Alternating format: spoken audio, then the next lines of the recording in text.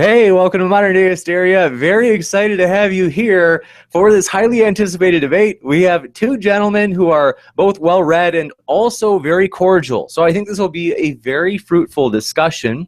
And we are, of course, debating, did Jesus exist? And so you've seen these two gentlemen debate before, and that was on theism, namely whether or not God exists. And we have them both back tonight. I'm going to kick it over. First, I will kick it over to Edward Earl, and then I'll kick it over to Patient Beard Jared. And they'll just share a little bit about what they're doing at their channel or with their organization. And at that point, I want to remind you, their descriptions are in the link below, or their links are in the description below. Highly encourage you to check out their stuff. Even if you don't agree, you can at least understand where they're coming from. So as mentioned, I will kick it over to Edward Earl just to share about what's going on in your channel. Edward Earl, thanks for being here. Thanks for having me. I'm Edward Earl. I'm from New York. I post apologetic videos on my YouTube channel. I seek to equip Christians to respond to attacks, errors, or legitimate questions concerning the Christian faith. My channel is fairly new, so feel free to go over there, check out some of the videos, and subscribe. Awesome. Thanks so much. You betcha. And next, Patient Beard Jared, glad to have you here if you want to share about your channel. My channel is Patient Beard at YouTube there. I also just recently set up Twitter at Patient Beard. And my channel is geared towards skeptics and the like. It too is a fairly new channel, and I'm still trying to make my own content for it. But in the meantime, I am having fun getting out and doing these debates and engaging with the community. So you got it. Well, glad you're both here, and those of you in the audience, glad you're here as well. We will have a Q&A later during this debate, so looking forward to your questions. I'm just going to quick read over the general format. So we actually have a more formal format for tonight with some cross-exam, so that'll be a little bit more informal where we'll have more of the fluid discussion, but formal in the sense that, hey, at least everybody gets an equal amount of time. That's what we're really shooting for here at the channel among ideas. So we're glad to have a lot of new ideas come to the channel tonight. So first, from the affirmative side, namely Edward Earl, he will, of course, be taking the affirmative position that Jesus did exist. He'll give his introduction for 10 minutes. Then there will be a 10-minute introduction by a person who, namely Jared, who's taking the position that there's not enough evidence to believe that Jesus existed. And then we'll have rebuttal periods. That'll be 8 minutes each. And then we will have the cross-examinations. And then the Q&A, followed by the 5-minute closing statements. So that's the general format. And I've got the timers up, so we're going to jump into it quick. And Edward Earl, just want to give you a prep that we'll be jumping into it. So the timer is set for your 10-minute opening statement. And for those of you in the audience, glad you're here. Edward Earl, the floor is yours. Good evening, everyone. This is an important subject to me. I was surprised when I first found out that there are people that actually believe that Jesus of Nazareth never existed. Now, I created a video on my YouTube channel showing how, when applying the criteria of the Jesus mythicists to the rest of history, the view leads to absurdity. Now, I'll be arguing tonight using 5 arguments, which I think will show that the fact that the life of Jesus is seen as a historical fact by most historians and scholars should be the accepted view by everyone. So my first argument is the probability that Jesus existed based on the evidence.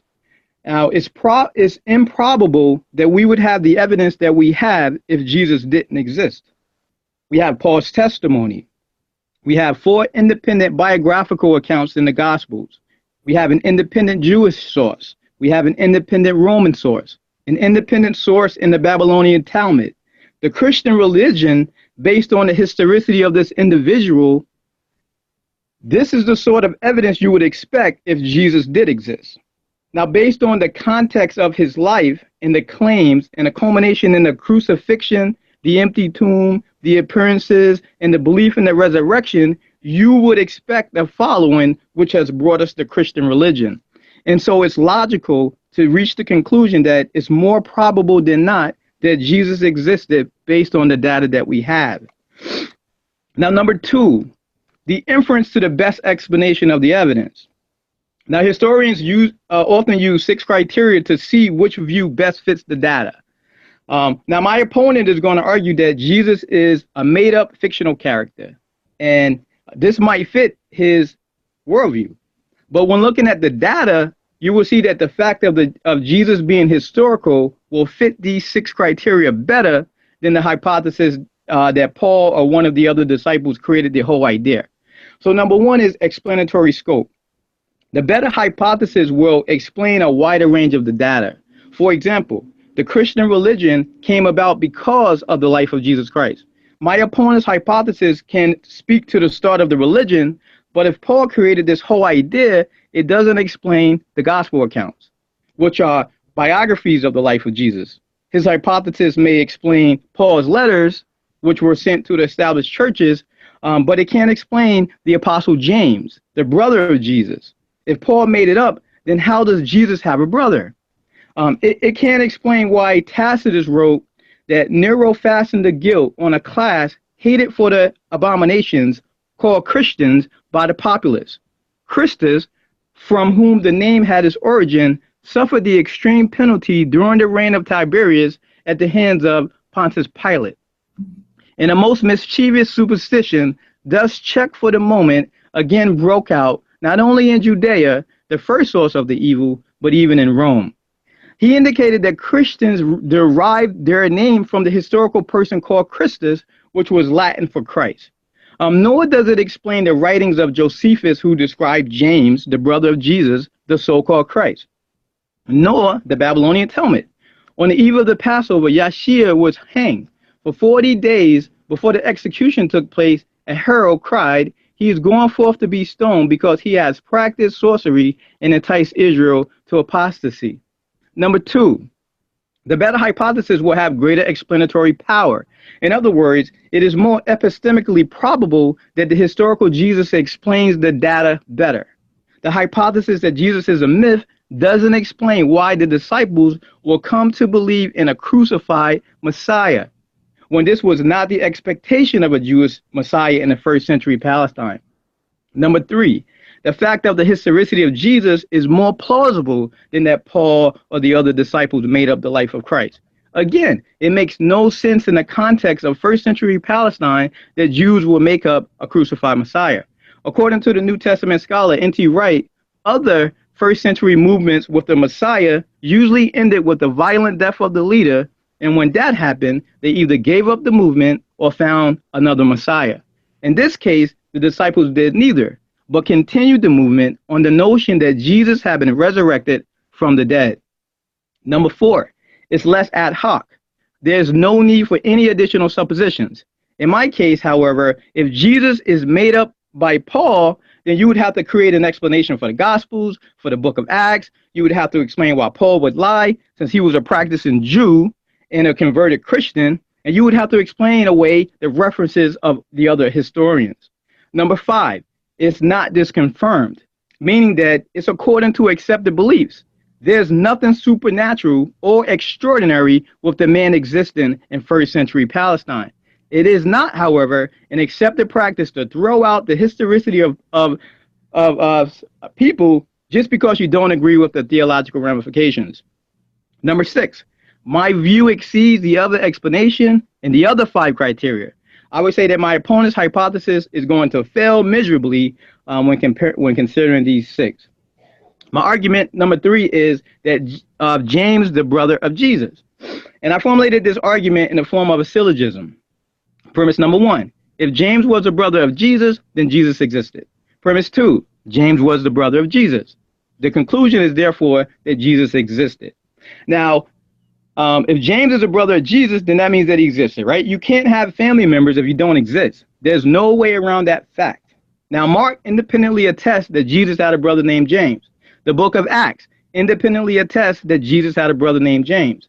Galatians 1:19, Paul mentions that Jesus had a brother named James. In 1 Corinthians 9:5, Paul mentioned that Jesus had brothers.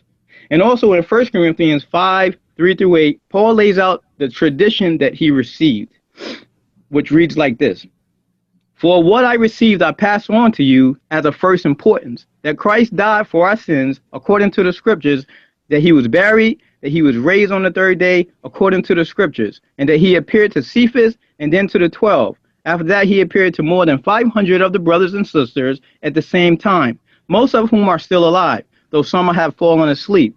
Then he appeared to James, then to all the apostles. And last of all, he appeared to me also as to one abnormally born. Now, the atheist historian Jude Ludeman says that the elements in the tradition are to be dated to the first 2 years after the crucifixion of Jesus, no later than 3 years. So the formation of the appearance tradition mentioned in 1 Corinthians 15, 3 and 8 falls into the time period of 30 and 33 CE, end quote. So this speaks to the fact that we have an early attestation to James, the brother of Jesus.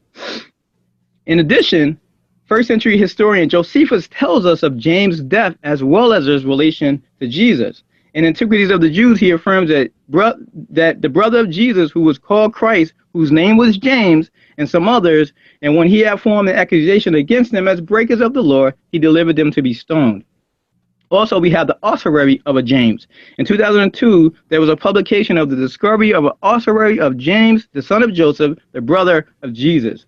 According to biblicalarchaeology.org, first and foremost, two world-acclaimed script experts known as polyographers have analyzed the inscription and pronounced it authentic. They are Andrew Lemaire of the Sorbonne and Ada Yardini of the Hebrew University of Jerusalem. Several other prominent scholars have supported their findings. More importantly, not a single polygrapher of repute has challenged their analysis. Number 4. 1 minute and 30 seconds left. All right. My fourth argument is the criteria of embarrassment. Now, the first witnesses to the tomb were women.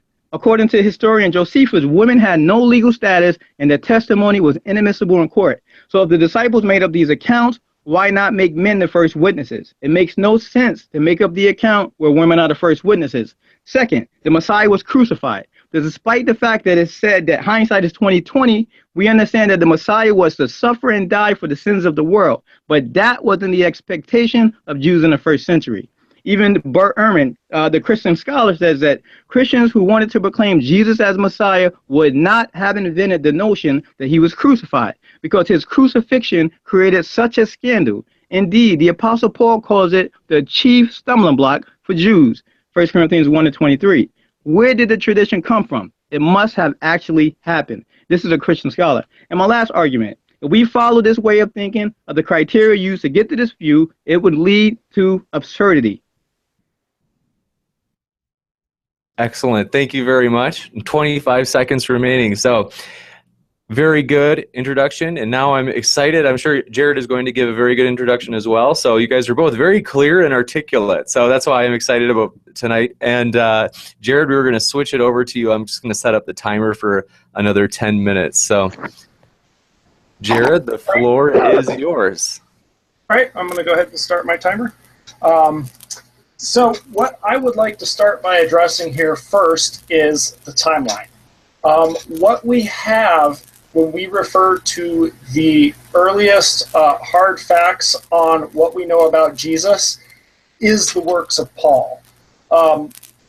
Everything Paul wrote was somewhere around the 40s, a little bit in the early 50s. So when we look at all of these other claims that are being made, all of these other claims come back to Paul. Now, Paul, my assertion here is that Paul was making things up here. Jesus was a fictional character and a fictional story. Part of this is that Paul never actually references a physical Jesus. Every single reference Paul makes to Jesus is of a spiritual, already resurrected Jesus. And this is a problem because Paul's writings are the first references we have in history to Jesus. So Paul got started in the early 40s and in the 50s, and he started writing his works. And what Christianity actually was it was a sun cult. They were worshipers of the sun. Part of the whole being dead and resurrected for 3 days has to do with the southern equinox and some previous pagan traditions getting mixed in. the sun would go as far south as it could around December, on the equinox, and then it would quote unquote die for 3 days, and then it would resurrect. It would start coming north and start bringing the warmth back to the land. So this was a cycle, and the zodiac is. I'm sorry. So this is all related to the cycle of the sun. Parts of it are related to the zodiac. We have the fact that Jesus was born hypothetically on 0 AD. This is to the date exactly when the age of Aquarius on the zodiac started. And what that means is it means that as we progress an orbit around the sun and the sun moves around its galaxy, we see different, the sun appears to rise in different constellations as time goes on. And so what happens is the age of Aquarius meant that the sun was starting to rise into the constellation of Aquarius when it came up in the morning. And we have a couple of clear references of that. The first reference to that was in Matthew 28:20, when Jesus was leaving. He told his disciples that he would be with them until the end of the age. A lot of people like to translate that to the end of the days and think that it's apocalyptic, but Jesus is just a reference for Aquarius on the zodiac. The next reference here is going to be Luke 22:10. This is Jesus tells them, "As you enter the city, a man carrying a jar of water will meet you. Follow him to the house that he enters." This is a reference to Aquarius, the water bearer. I apologize. I've been saying the age of Aquarius the whole time. It's been the age of Pisces this whole time. That was 0 AD as the age of Pisces. The age of Aquarius is the next house, the next constellation that we would be entering into, and that's what Luke references. Is he's saying right now we're in Pisces. When you enter into the age of Aquarius, when you enter into the city, you're going to find the man carrying the jar of water, which is Aquarius. Follow him into his house. So these are clear references to the zodiac, to sun cult worship. These are not, references to an actual Jesus. Furthermore, the age of Pisces on the zodiac is represented by two fish. They're attached together because their fates are intertwined. But when we go looking throughout the Gospels, we see all these references. Jesus made fishers of men. He went and had fishermen follow him. He went and turned 5 loaves and 2 fish into foods to feed multitudes. He went and there was another one about fish that's not coming to my head, but that it's why the fish is Jesus' symbol. He pulled a denarius. He pulled a coin out of one of the fish that his disciples caught when he was recruiting them. So all of these are references to a fictional, mythical person, and all of these have much deeper meaning within the context of the zodiac and the context of previous pagan traditions and rituals. So these facts alone, they make it very compelling that Jesus was a fake person. The fact that the earliest references of him are after that he was dead, and that all of the references of him line up really neatly along these boundaries. Right on 0 AD, he was born. 33 AD, he begins his ministry like so many previous demigods in the past. It's a retelling of another story as well. There are previous older versions of demigods who die, they resurrect after 3 days, and they don't line up exactly with Jesus, but all of these ideas were going around the times, and they were very common. So we have a lot of references to that. I guess since I have, since I still have a few minutes, let me just thinking of my thoughts here. So we had, I guess I'll start touching on a few things you mentioned already there, since that's I kind of talk fast when I get a little nervous, I guess. But we have you mentioning, oh yeah, I did want to mention the works of the extracurriculars, Josephus and Tacitus and those people. I almost forgot about them. What we have when we have these extra biblical references to Jesus is we have people referring to Christians. We have Josephus saying, hey, these Christians were a thing. They believed that this guy was crucified by Pontius Pilate. And then we have Tacitus saying the same thing. I believe Tacitus was also written in 62 or 64. I believe it was related to the fire of Rome. Josephus was written in the late 90s. So once again, we have these references to Jesus in history that are way after Jesus would have actually existed. And these references aren't to Jesus. These references are just to Christians, just to the fact that Christians were a thing by 62 AD. So that's all this tells us, is that Christians were a thing. This doesn't tell us if an actual Jesus actually existed or if he was actually divine. We have an ossuary you mentioned that you claim held the body of James, the brother of Jesus. How do we know James, the brother of Jesus, was actually the person put in that ossuary? How do we know it wasn't just a first century fraud just to get people riled up about it? It wouldn't be the first time that an artifact was faked in the ancient world to lend credibility to Jesus. Another thing that you had mentioned was that you had said that Paul would have to be a liar here. Well, the thing is if Paul is writing fiction from whole cloth, we don't call that lying. We call that, using his imaginations, writing a narrative. He's making stuff up, and he's not claiming to be historically accurate. The Gospels themselves, they too are very not consistent with what they tell us. A lot of what they tell us, there's a census that's only mentioned in Luke. Matthew is 1 the minute only warning.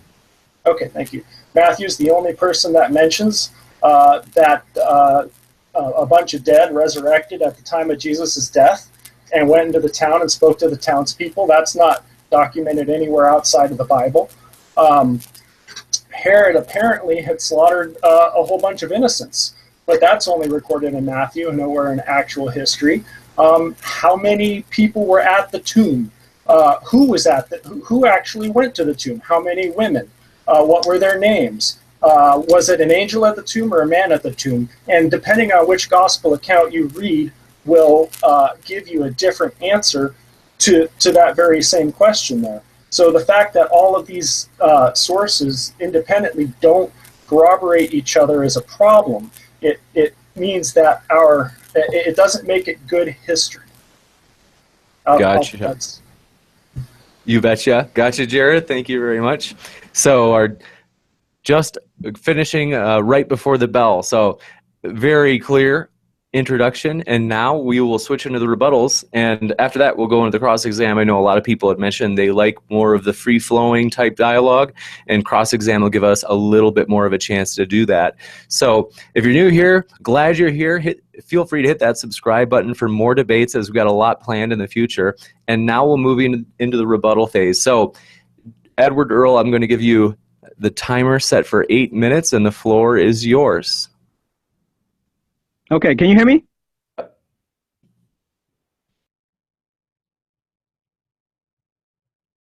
I think you just muted yourself. Your mute icon came on.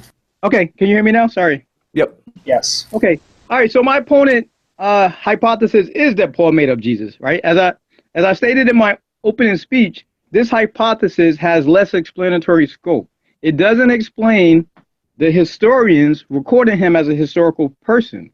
He has to come up with additional suppositions to explain this away. It doesn't explain James, the brother of Jesus, being historical. If Jesus had a brother, then he existed. It doesn't explain why he would make up a crucified Messiah in the face of expectations to the contrary. It doesn't explain the embarrassment of the women witnesses to the empty tomb. His claim is insufficient to explain all of these things. Okay, so he says that Paul doesn't address a historical Jesus in his epistles. I have 6 responses to that. Galatians 4:4, it says, "But when the fullness of time had come, God sent forth his son, born of a woman, born under the law." If he was born of a woman, that means Paul is talking about a historical person.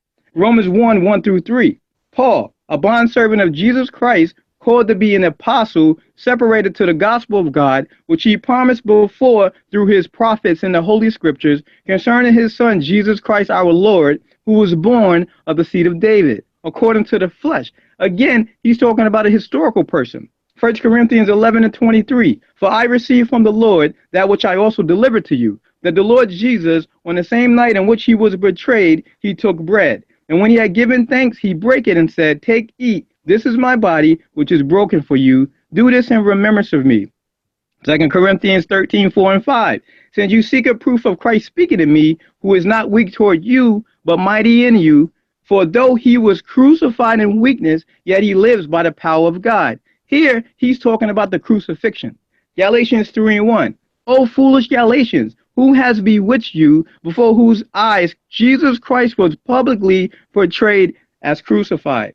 1 Corinthians 2:7-8, "Brother, we speak God's wisdom, mysterious, hidden, which God predetermined before the ages for our glory, and which none of the rulers of this age knew, for if they had known it, they would not have crucified the Lord of glory." So contrary to what my opponent says, Paul talked extensively of the humanity of Jesus Christ, that he was born of a woman, that he was born of the seed of David, that he was betrayed, and that he was crucified. Now, I'm actually surprised that my opponent claims that the gospel accounts are plagiarized from other religions. These types of claims have been debunked a number of times. Number one, first of all, there are peripheral ideas which seem to be popular amongst different religions. Right? However, on the details, the Christian religion is different from the other religions of the earth. Within the context of Judaism, the idea of a crucified Messiah within first century Palestine was foreign. Right? Second, the Jewish idea of a resurrection was at the end of the age, not a part of the general resurrection. Not apart from the general resurrection. And so the context from which the Christian religion emerged is unique in and of itself. Number three, there is no primary source evidence prior to Christianity that other religions had a crucified Savior who was resurrected in bodily form and seen alive of his disciples. Number four, there is little or no support for these types of claims among scholars.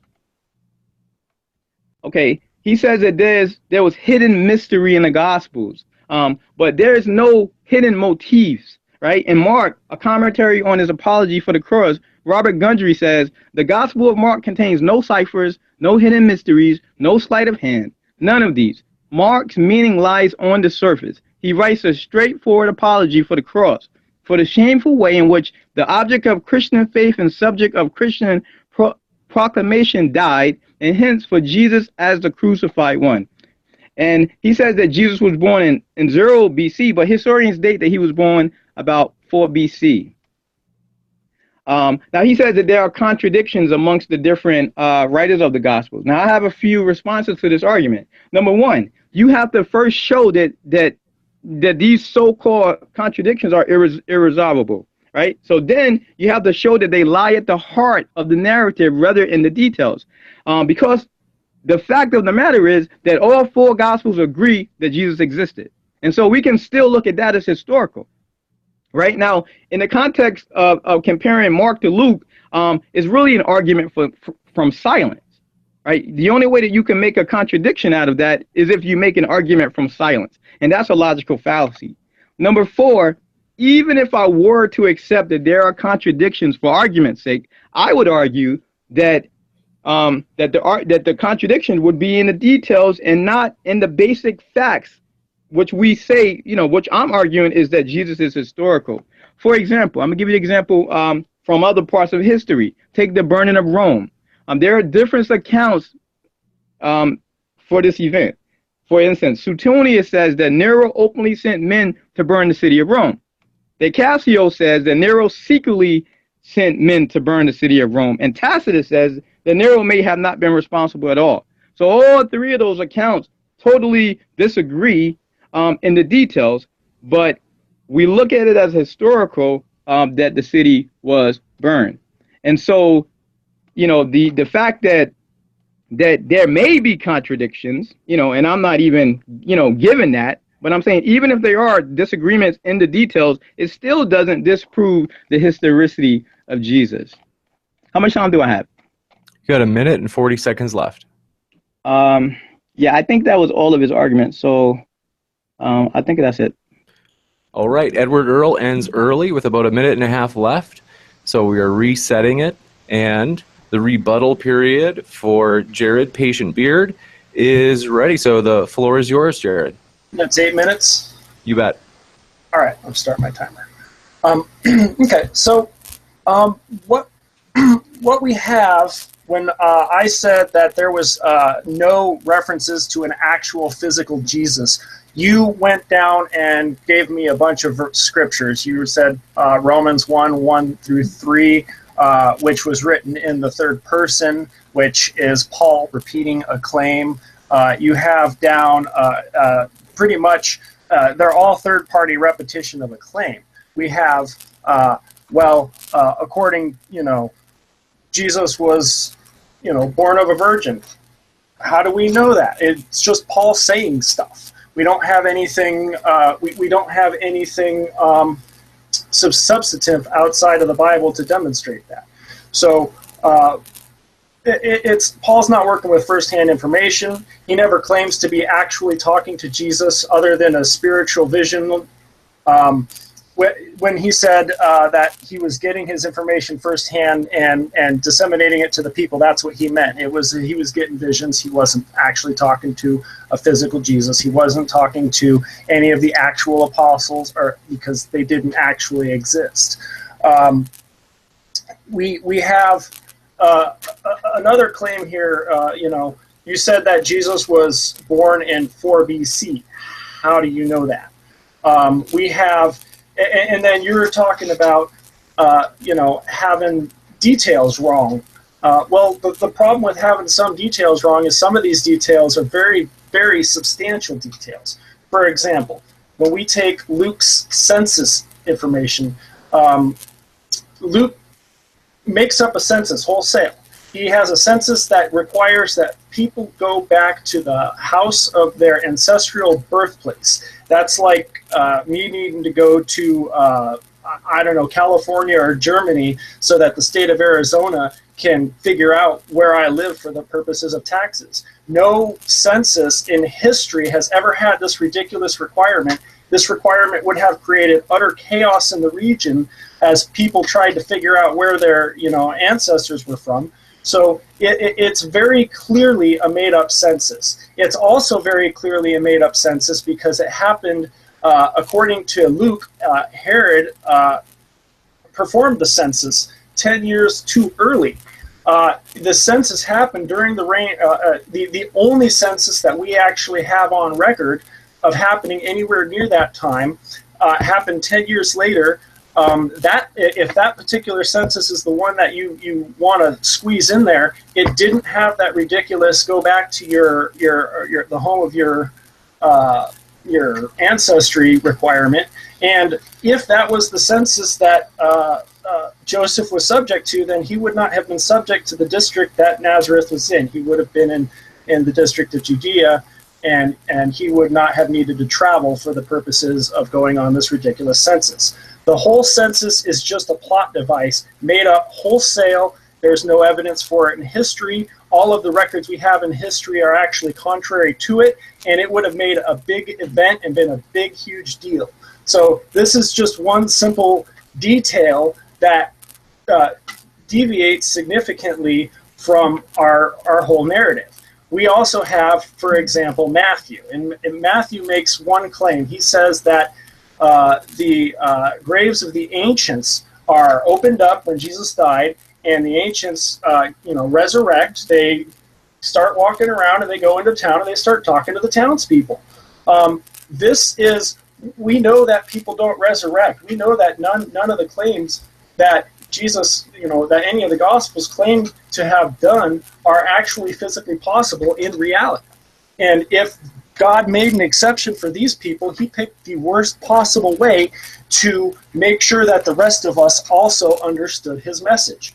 So I don't know what he was thinking, but when we look and we see that, you know, the graves of the saints are opening up and people are walking into town after this huge resurrection of who knows how many people.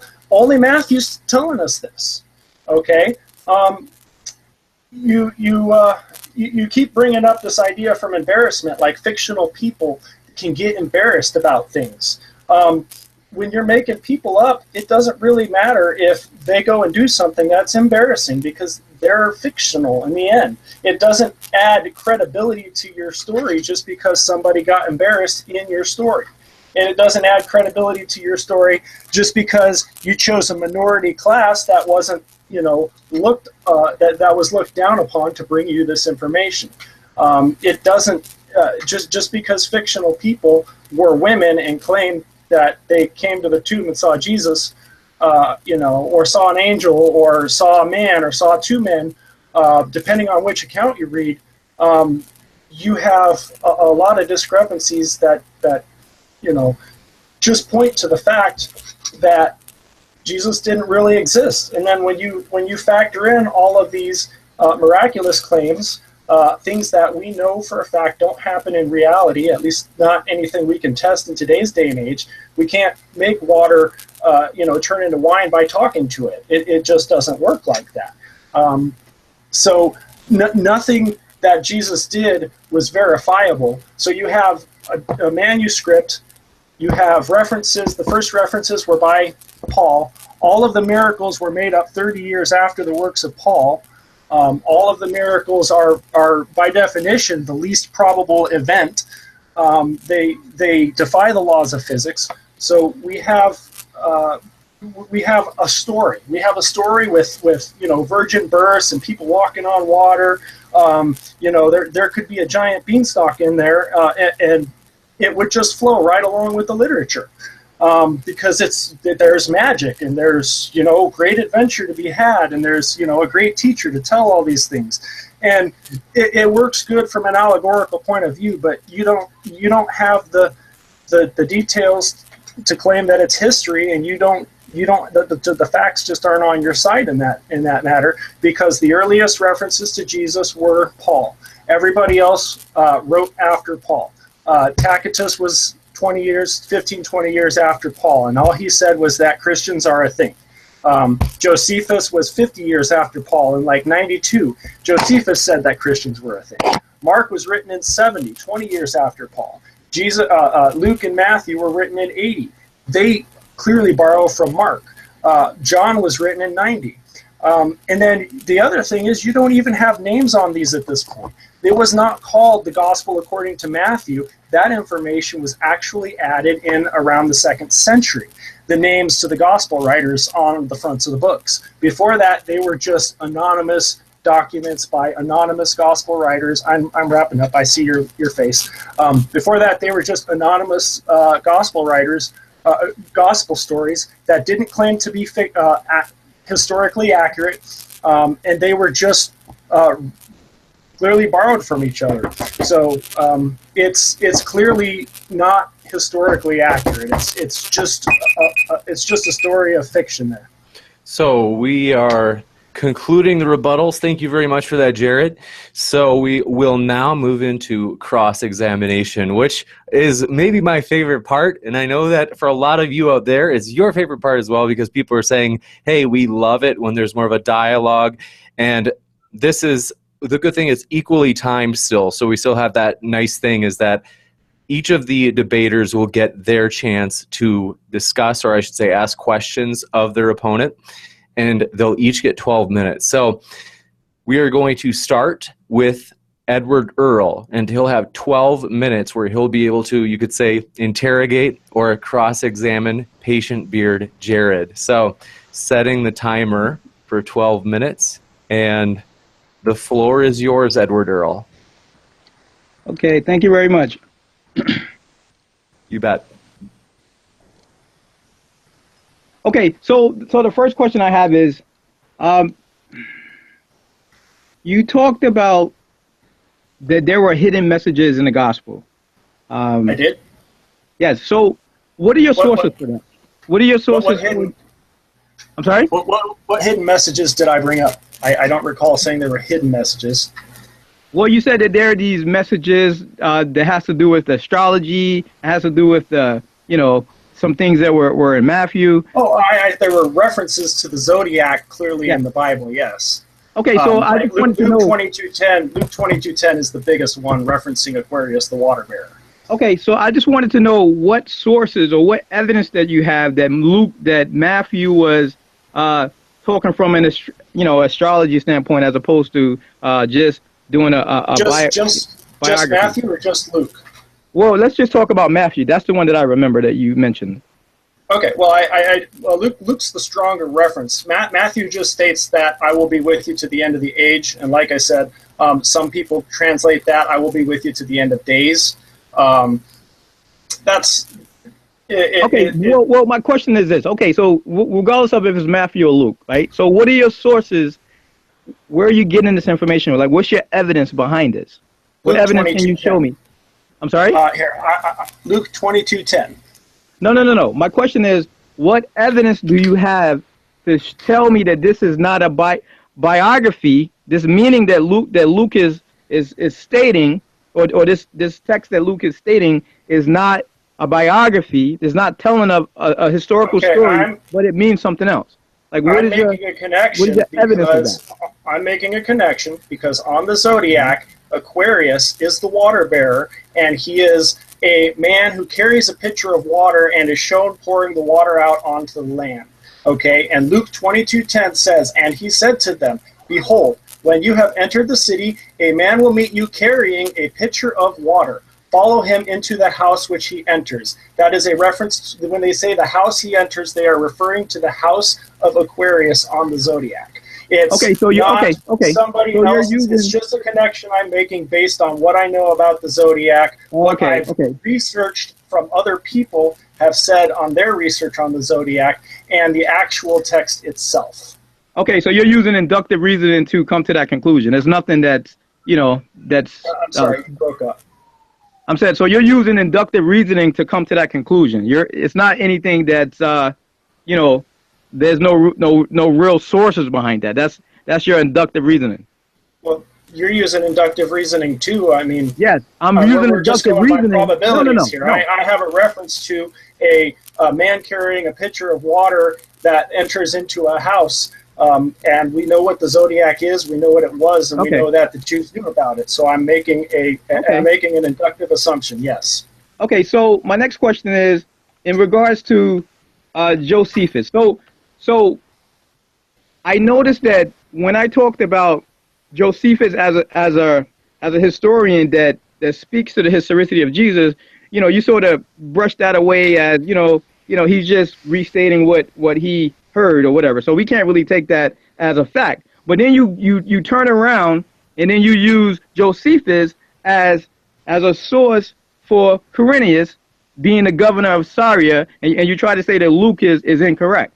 So do you think? Wait. I tried to use Josephus as a source for who? Yeah, Quirinius as the governor in Luke chapter 2. Quirinius is he says that he took a census when Quirinius was governor of Syria. So Josephus is the source. No, but here's my point. No, hold on. Here's my point. My point is that Josephus is the source behind that. So in one way, you're rejecting Josephus as a source, but then when it comes to this, you're accepting Josephus as a source. Okay. So do you see anything wrong with that? Well, okay, so what you're saying is that Josephus is the source that references the census that is 10 years after the one Luke references, and you're saying I'm using Josephus as that source for that? Yes, and I'm saying you're rejecting him as a source for the historicity of Jesus. Do you see anything wrong with that? I didn't reject him as a source for the historicity of Jesus. I rejected him yes, I did reject him as a source on the historicity of Jesus. What he actually says is evidence for the historicity of Christians, okay? It's like saying that the Spider-Man fan club is a thing. That doesn't prove Spider-Man exists. You have Josephus saying, hey, Christians were a thing. Their Savior was crucified. That doesn't mean that Christ yeah, but was that's not, but that's false. That's not all that he's saying. He's saying more than that. And I literally gave the quote. What specifically? I was looking up the quote, but go ahead. It's not the quote I'm interested in. It's very specifically. I want to know what one or two individual sentences in the quote actually points to Jesus existing. Can you distill it down to the most important sentence or two? Well, okay. So within my opening statement, I spoke specifically to the historicity of James. Right, so I didn't really use Josephus so much as a source for Jesus, but for Jesus' brother James. And right? What evidence did you? But you haven't cited any evidence James exists either. I did. I talked to you about a whole bunch of stuff. Well, no, you have. All right, so let's move on. Let's move on, because I don't have a lot of time. Okay, hold on. Paul. Same place are the first references of Jesus. All right, let's move on. Let's continue with this whole census thing. So let me go back here. So, okay. So within that text in Luke, Luke chapter 2, when it talks about the census, so is it your view that the census is made up? Is that what you're saying? That the census was made up? Yes. Is that your view? I'm sorry, you're cutting out. I don't know if it's my end or not. Is it your view that Luke made this up? Luke made up the census. Is that your view? Yes, Luke made up the census whole cloth. No, he didn't even try to do what censuses do. Censuses count the people in the area for tax purposes. And Luke said, hey, the census happened and they need to travel all the way to their ancestral homeland, which is ridiculous. So what's your source? Okay, so what's your source that didn't happen, that people didn't go to their hometown for census and for paying taxes? Because it would cause absolute chaos. I'm not asking you that. I'm asking you for your source. Having that. Okay, there is no documented census in history that would have such an irresponsible, ridiculous requirement. So, since out of 100% of censuses, what's your source for that? Tell me your source. I want to look this up. I don't want to just take your word for it. Tell me the source so I can look it up. The fact that the Romans were very good record keepers and nobody has ever found any references to this particular census. It's missing. The census is only referenced in Luke. It doesn't exist anywhere else. I've done all kinds of research looking for this census. Everybody else says the closest census in history is the one in 4 AD. It's a scholarly consensus. So it's the wrong king, it's the wrong census, and it's the wrong time. Okay, so because it's not in history, does that mean that it's not true? That's an argument from silence. Given how good the Romans were at keeping records, and given the fact that people didn't mention this crazy census where everyone had to travel for this 1 month and uproot their entire lives, you already had a group of people that were subject to the Romans, and they were already pretty pissed at them. And if you wanted to really disrupt their economy and really piss them off and get them to rebel, that's one good way to do it, and make them travel for no other reason than to count them.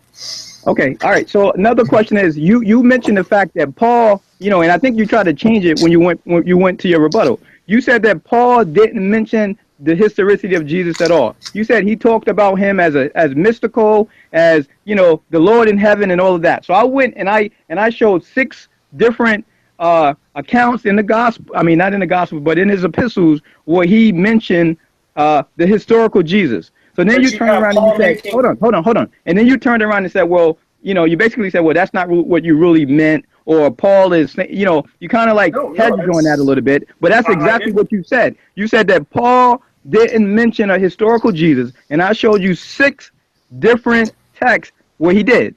What do you have to say? Paul referenced a third-party person not in the room.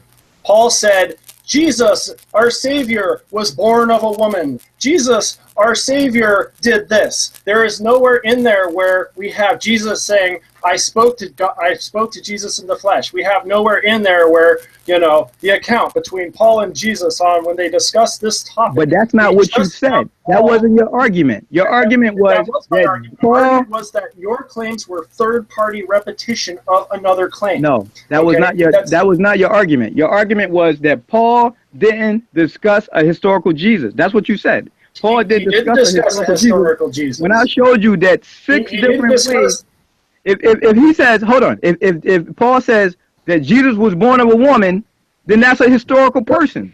Hey, I went and visited Jesus. I saw Jesus. We hung out together. Everything he says is, Jesus told me in a vision, and I've handed it down to you. Everything. Well, you're hedging now. You're hedging now. That's not what you said. No, I'm not hedging. That's what I've been saying from the beginning. Every reference Paul made is of a spiritual, already resurrected Jesus. Every single one of those. Okay. All right, so let me quote this again. Okay, hold on. So you got a 1 minute warning, guys. Sorry. All right, so let me quote this again. Let me quote this again. This is 2 Corinthians. I'm sorry, no, this is 1 Corinthians 11:23. He says, "For I received from the Lord that which I also delivered to you, that the Lord Jesus, on the night in which he was betrayed, took bread." A human, spiritual people don't take bread. He took bread. Okay. Hold on. Let me finish reading it. He took bread, and when he had given thanks, he broke it and said, "Take, eat. This is my body, which is broken for you." And it says he did this on the night in which he was betrayed. Spirits don't get betrayed. Read to me the very first sentence in your quote there. He says, "For I received from the Lord that which I also delivered to you." I received from the Lord. How? How did he receive that from the Lord? That's another argument from silence. I don't know how he received it from the Lord. Neither do you. The text doesn't tell us that. That's an argument from silence. No, you can't put something into the text. It doesn't say where he got it from. That's an argument from silence.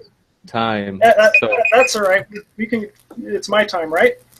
It's now going to flip over 12 minutes for Jared, and I'm just going to set the timer, and the floor is yours, Jared. Okay. So when I was saying that Paul doesn't reference anything, that's the problem. Paul doesn't tell us where he gets his source of information from other than spiritual sources. That is, when you were saying, when you read the beginning of that, "For I received the information and passed it down to you," Paul's not citing his source, and that is a big problem. That means that Paul is just making stuff up. He's not saying, "I cited a real Jesus." He's not saying any of that. Are you asking me a question? No, I'm just kind of finishing up my thought on that, so I can think here. So I would like to speak to that. I would like to speak. Hold on. Can I speak to what you just said? I think just to keep it consistent, we have to try to keep it so that, and if you want to respond, that's okay, Edward, but just so we can ask questions, if you can put it in the form of a question, even if it comes from the last section, that's okay, Jared. But my next question was yeah, okay, I got you. So what evidence do you have that James, the brother of Jesus, actually existed outside of Paul? Because Paul's the first work. Paul references Jesus first. So I'm not of the type that's going to throw out any evidence, because there's no need to do that. There's no need to throw in any evidence. All of the evidence counts to make a proposition. So we don't throw in anything. So using a fictional person to prove the existence of a real person doesn't work. That's why if you're trying to tell me James existed, and James was the brother of Jesus, therefore Jesus existed, how do you know James existed? Paul is the first person to mention James. Okay, so why? Okay, so I'm not going to just come with a presupposition and say, okay, well, Paul is a liar, so I'm not going to trust anything that he says. We don't operate that way. We operate in a way that we give the benefit of the doubt to claims, unless the person proves that they're an unreliable witness. We don't just, I mean, that's the way that we operate every day. We don't just, somebody tells you, I have a brother, you don't just assume that they're lying. To be a reliable witness? Yeah, like what's this? What? Yeah, if he disqualifies himself as a reliable witness, then we say, okay, we can't trust his testimony. Well, but we don't have that with Paul. How did he qualify himself as a reliable witness? That's not what I'm saying. I'm saying that in order for us to get, how did Paul qualify himself as a reliable witness to Jesus? And I'm answering the question for you. Okay, when we communicate with people, we automatically give them the benefit of the doubt. We don't just go and make everybody prove that they're reliable witnesses. We go off of the benefit of the doubt, unless it's an absurd claim or like they people walking on water, disqualify themselves as a qualified witness. That's how we operate every day. Do you believe that a person being resurrected from the dead is an absurd claim? That's not the argument tonight. The argument is, did Jesus exist? That's not an absurd. That's not an absurd claim. That the benefit of the doubt, unless they're making an absurd claim, is claiming that another person resurrected from the dead an absurd claim. That's a red herring. That's not what we're talking about tonight. That's exactly what we're talking about. We're not talking about the resurrection. We're talking about. You said we give people the benefit of the doubt with what they're saying unless the claim is absurd. I got a new dog today. I got a new car today. Reasonable claims. You might take my word for it. I resurrected last night. I have an invisible pink dragon in the garage. Not reasonable claims. So why? So that means that if we have Paul's our witness. Paul is saying that somebody resurrected from the dead. That's the claim. I need to know if the claim is absurd, if we're going to be using your criteria for determining whether or not Jesus existed. All right. What's your next question? That was my question. You still haven't answered it. Okay, repeat the question, because I don't know what the question is. Okay. You're saying, distracted me. Should have been writing it down. You're saying that the claim, we give people the benefit of the doubt on a claim they make. Like I said, if I say I have a car in the driveway, you're giving me the benefit of the doubt that I have a car in the driveway. Then you said, if the claim is absurd, we tend to reject that claim. The claim is, Paul is making Jesus resurrected from the dead. I want to know if the claim is absurd. You're dodging the question. I'm not dodging the question. I ask you what the question is. That's not a yes or no answer to my question. Okay, I don't think that the claim is absurd. That's something that is subjective. You may think that it's absurd. I may not. Okay, so what's your next question? Okay, do you have any evidence of anybody other than Jesus ever in history resurrecting from the dead? No. Okay, so this is a one-time event. Yes. And you believe that the least probable the least probable event is the event that actually happened. Okay, again, the debate tonight is not about the resurrection. The debate tonight is no, it's not. The debate is about, it's not about the resurrection. Exactly. Did Jesus exist? Okay, but everything that we're talking about comes from the works of Paul. And Paul makes absurd claims in his writing. So it's not the fact that the resurrection is the point of tonight's claim. The point of the claim is that we have all of these references to Jesus, and within these references to Jesus, we have these miraculous claims.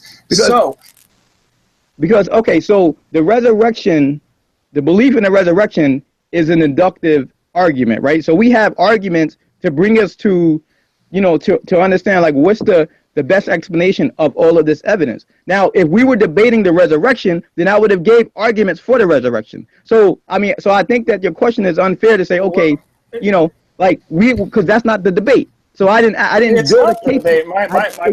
I didn't build a case for that. So my point is my point was that this documentation we have on Jesus makes absurd claims. When we're looking back at things in history, that's your opinion. All right, when we look back in history and we read the claim that Muhammad flew to the moon 1,000 years ago in 800 AD and cut it in two. He performed this miracle. Mm-hmm. This is the claim. Okay, is that claim absurd to you? Does it have evidence to back it up? Okay, neither does there evidence Jesus. To back it up?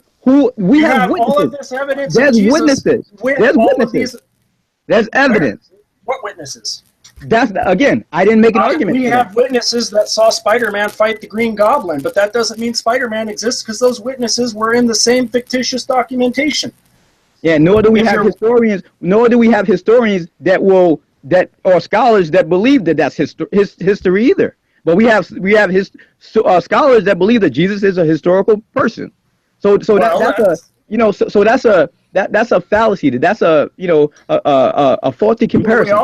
We also have scholars that say Jesus was a mythicist. So how do we go about determining which scholars are telling us the truth?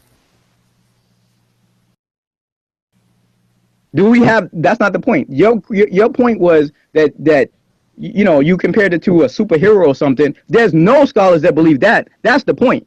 I didn't point it to a superhero. No, I you said, okay, so how do we know? You said, how do we know? You said eyewitnesses. You said, how do we know that these other people are not, historical? And I pointed out to scholars. So there's no scholars that believe these other people are historical. That's the point that I'm making. I find plenty of scholars that can tell you that Jesus. Spider-Man exists? No, that Spider-Man exists, or one of these other characters that you meant up. That was your point. Standing on the ground of New York City to watch him fight the Green Goblin.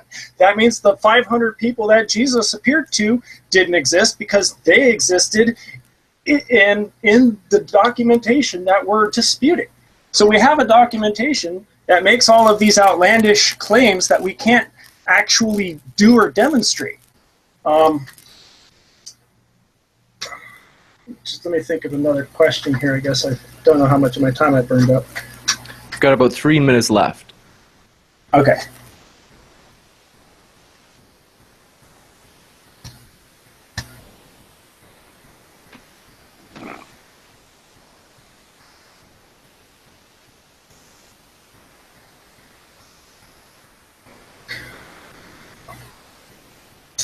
So, do you dispute the order in which the documents were written in? Mark being written in 70, Paul being written first, the rest of the Gospels coming later? I'm sorry, you say that question again? Do you dispute the order in which the documentation was dated at? That Paul was dated about the 40s, that Mark was dated about 70, Mark and Luke, Matthew and Luke came later? I do dispute some of the dates, yes. Okay. Mind if I ask why? Well, I think that some of the scholars who date some of the Gospels are, they're skeptics. They have presuppositions that there's no such thing as miracles, or there's no such thing as prophecies. So you're wait, can I finish? Wait, can I finish? So a lot of these documents, they want to date, particularly the Gospels, they want to date them after 70 AD, which is when the temple was destroyed, because Jesus prophesied that it would happen.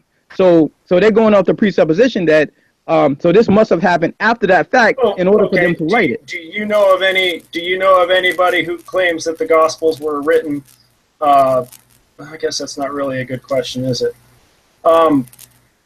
So basically, your whole assertion that Jesus prophesied the temple would come down, and Mark had to have been written earlier because he prophesied that? No. What I'm saying is that I think that's why scholars date it so late is because of that. I'm not saying that I'm not giving any reason why I'm saying that it's early. Well, actually, I didn't give an argument of why I think that some of these should be dated earlier. You're right, you didn't.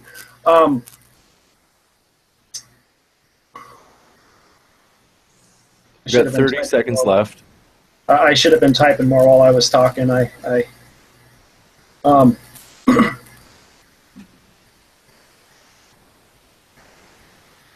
Well, I have a question. How come you think Paul was a liar? And let me rephrase that. Do you think Paul was a liar if he was a fiction writer? Well, if he lied about the gospel, if he lied about his testimony, then he's a liar. But if he was intending to write a fiction, do you think it was a lie? That's time. So I'm sorry to cut it off, but we do have to go to the next portion. So we are going to go to Q&A, and we are right now taking questions from the audience. So anybody who has a question, if you can do me a favor and put at modern day hysteria, just as I have put in the chats right now. That'll help me know that the question is for me and not somebody that you're arguing with in the Q&A. So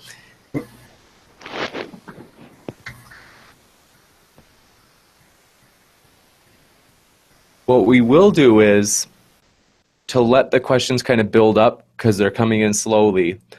If you guys are ready to go to the actual closing statements, we can actually wait and collect questions during that, because right now we don't have a big pile yet of questions to get a Q&A rolling. So are you guys okay with doing the closing statements and then wrapping up with the Q&A? Sure. You bet. So we will now go to closing statements. So Edward Earle will be doing his concluding statement, and this will be a 5-minute closing speech. And then we will, following that, have Jared give a 5-minute closing speech, and then we will go to Q&A from the audience. So Edward Earle, the floor is yours. Okay, so I made 5 arguments, which I think show that the view that Jesus is historical should be accepted by everyone. I argue that it's more probable than not that he existed, based on the evidence that we have. And my opponent hasn't been able to argue successfully against that point. Actually, he didn't really touch that, that first argument about the probability. I argue that when applying the 6 criteria for inference to the best explanation, the fact of the existence of Jesus has wider explanatory scope. It has greater explanatory power. It is more plausible. It is less ad hoc. My opponent not only has to answer why would Paul lie about the life of Jesus as a practicing Jew, but why would the other disciples lie? Why would Tacitus or Josephus make up the claims of Jesus? And then, my opponent, he wants to reject Josephus as a witness to the historicity of Jesus, but then he wants to go ahead and take Josephus's word about Quirinius being a governor of Syria, which I agree with, but I just find it kind of odd that, he kind of picks and chooses his sources based on what he believes. Skeptics have plenty of arguments from silence when sources outside of the Bible have remained silent in reference to biblical claims. So in this case, when they speak of a person, or why would they speak of a person if he never existed, right? So not only is my opponent's view more ad hoc, but it also has disconfirmed practices, right? It is not accepted practice for historians to throw out the historicity of people due to emotional considerations. You can't just throw out the historicity of Jesus because you don't want him to have existed. That's not how history works. When adding up these 5, my opponent's view come up well short in comparison to the accepted view of the majority of scholars. I argue that if James was a brother of Jesus, then Jesus existed. My opponent has no evidence that show that James was not the brother of Jesus, just speculation and conjecture. Skeptics make it a habit to ridicule theists for lack of evidence, but in this case, it's my opponent that has the lack of evidence. I argue that the criteria of embarrassment speaks to the reliability of the claims. He says if someone is made up, it doesn't matter if they're embarrassed. Now, I don't think he understands the argument. If they made all of this up, why not just say Peter, James, and John and Andrew wrote the Gospels? Why not say Peter and John were the first witnesses to the empty tomb? Why even say Jesus was crucified? The crucifixion itself will be an embarrassment for a Messiah. Why not just say he went straight to heaven? It's not plausible that this is a made-up account. Lastly, I argue that the view that Jesus is a fictitious character made up of Paul or another one of the disciples, and the criteria used to get to this view, if adopted by historians, would lead to absurdity.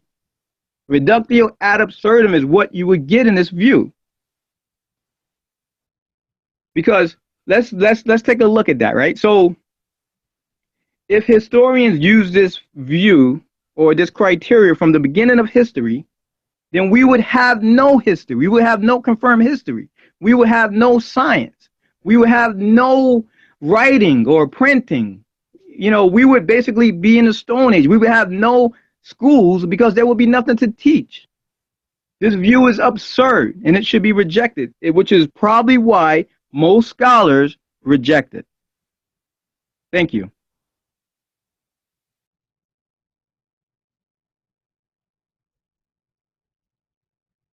I can't hear you, James. You're not talking. Sorry about that. I had it on. I had myself on mute yet. So thank you very much for that, Edward Earl. We will now switch it over to Jared or Patient Beard for his 5-minute concluding statement, and then we will go to the audience Q&A. So the floor is yours, Patient Beard. Okay, well, I'd like to start by saying Edward said that Jesus existing was more probable than not. He said I didn't address that, except I did, because I pointed out that when we come across absurd claims, well, he actually pointed that out to me first before I had a chance to, but when we come across absurd claims in history, we assume it's fiction. Muhammad flew to the moon, cut it in half.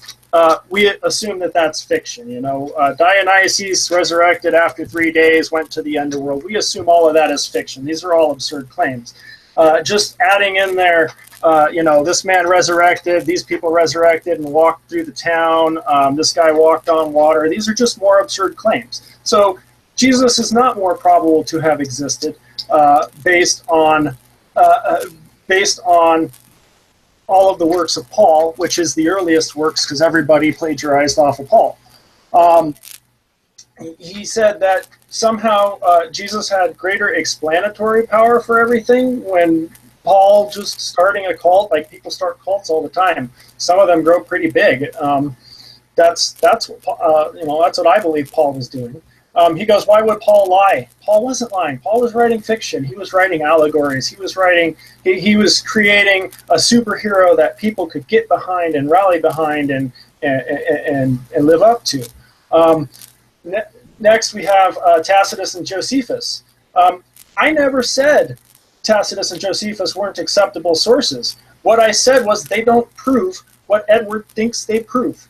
Tacitus and Josephus reference Christians. They don't reference Christ. They don't reference Jesus. They don't reference anybody other than there's a group in society, they call themselves Christians, that their Savior was resurrected from the dead. That's what Tacitus and Josephus are doing. They're repeating the claims that Christians existed. They're not actually historical evidence that Jesus actually existed. It's just a repetition of a claim, of an observation at the time of a particular fan club.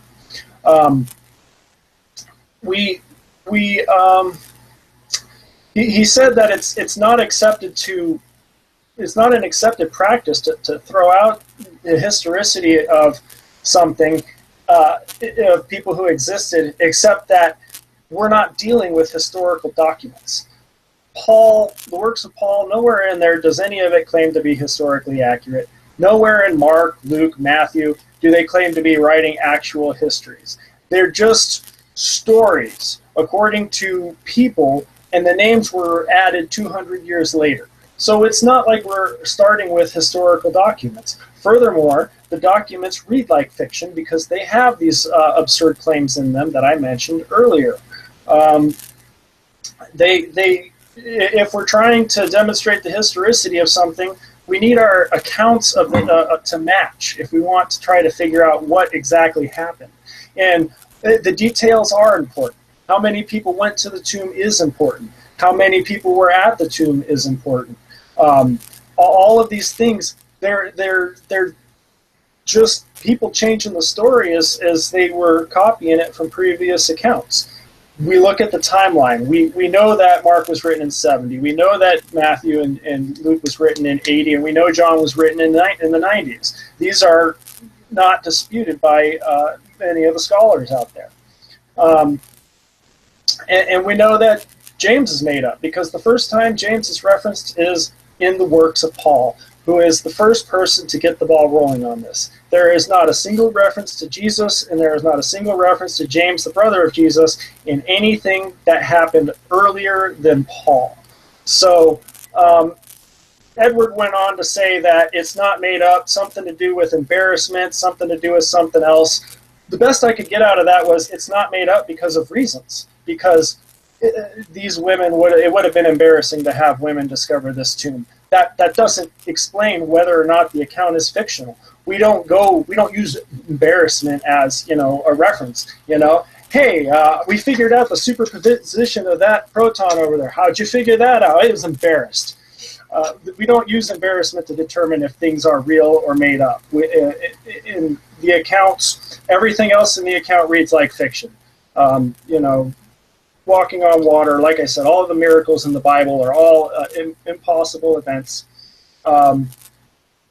So it's not that we have, and then he goes, it would lead us to an absurd conclusion. He says that we would have no history if we followed this point of view, except that we're not dismissing everything. We're just dismissing those absurd views. We're not saying that, Caesar Augustus didn't exist. 10 seconds left. Sorry about that. Okay. We have Caesar on a coin. We know that Caesar, it's plausible. Caesar didn't walk on water. Jesus did absurd things. Caesar did not. So when we look at our history, we tend to reject the accounts of absurd things. And that's what I got for you. So thank you very much for both of the debaters' concluding statements. We do have some questions from the audience. Very excited to read these out for the debaters. And in the meantime, we can still probably fit some in. So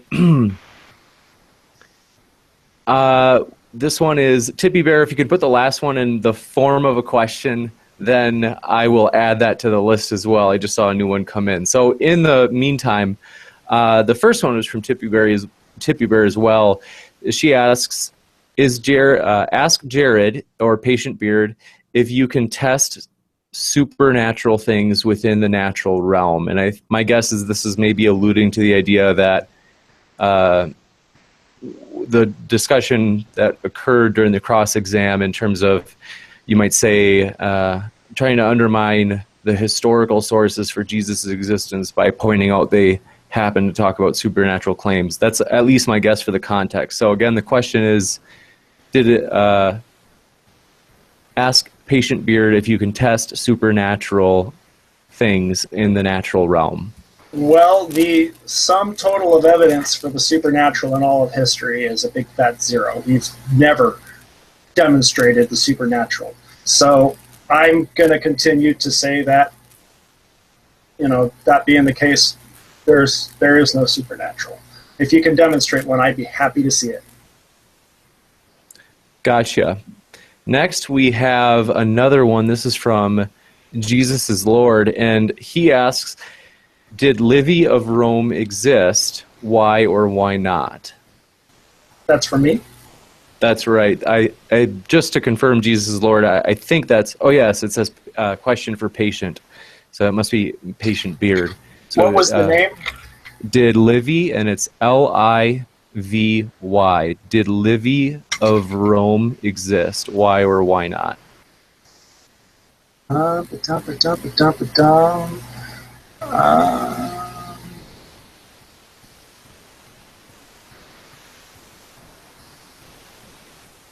just for the record, I'm just briefly skimming what Wikipedia says. Basically, I'm looking for those absurd claims. Go to the history of Rome. I'm not seeing anything absurd, so I would say probably. Okay, so basically the criteria is you have a normal person making normal claims of doing normal things. With Jesus, you have a person making supernatural claims, walking on water, or turning food into more food, or water into wine. It's all about the claims that are being made. If we're talking about a historical figure, and this historical figure, was in the government and did government type things, or we don't have any outlandish stories.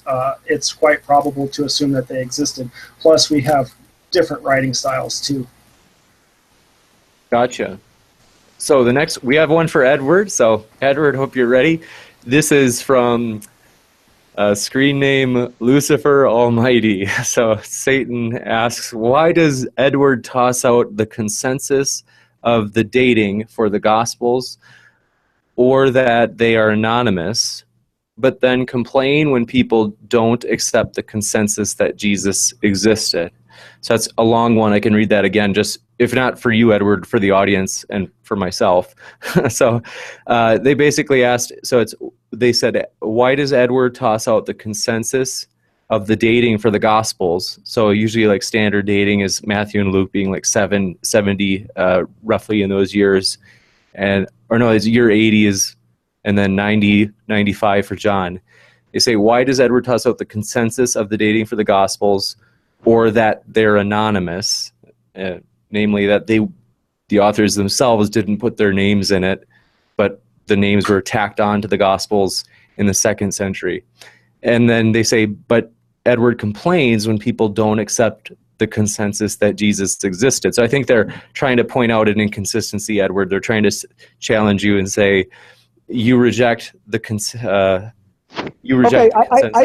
understand the question. So, I guess they basically saying that I'm not being consistent, but I would say that I'm not just looking at those claims in a vacuum, right? I'm looking at the evidence. I'm looking at the claims of Jesus, the historicity of Jesus, all of the evidence, and I'm making an inductive conclusion off of that.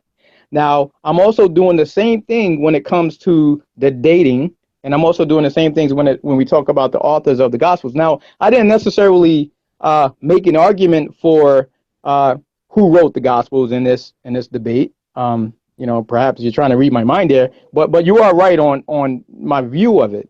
Now, I have reasons why I think that they date the Gospels late, and I think it's because of their presuppositions. Just like I mentioned in the debate, that they don't believe in prophecies. They don't believe in miracles. They have presuppositions that force them to date it late, not based on any kind of evidence. Like I have, and I thought that Jared would actually talk about this. So I actually have a whole lot of data to put forth of why I think that that I would call for earlier date of some of the Gospels, which I'm not going to get into here.